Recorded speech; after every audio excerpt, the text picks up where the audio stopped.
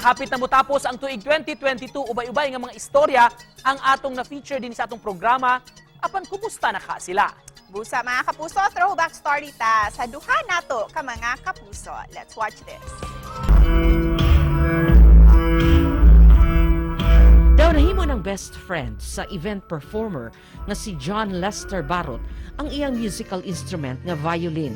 Mapakasal, bunyag, birthday o bisag asa nga adunay kalingawan, si John Lester walay atrasan nga song request, mapa-love song man o baka imong paboritong kanta.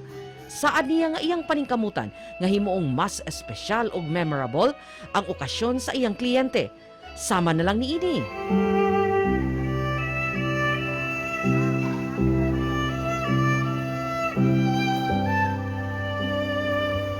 Advance Happy New Year mga kapuso! Ang GMA Regional TV Live. After na-feature ang akong talento sa violin sa inyong programa, mas daghan ang nakadayeg ug nakaila sa akong talento. Gani, bidaghan na usab ang akong mga kliyente. So thank you so much GMA. I love you!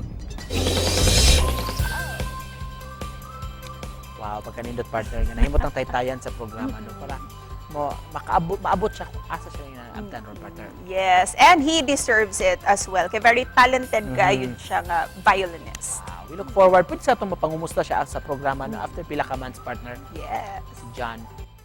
Samtang lang istorya mga kapuso ato sa feature partner, istorya ni siya kabahin kang Nashi Casas. Good news kay kapuso kay usasab siya sa nagbalampusong napili sa top 30 sa The Clash Season 5. Mas nadasig siyang busalmot sa maong kompetisyon aron tumanon gyud ang iyang pangandoy. Good job.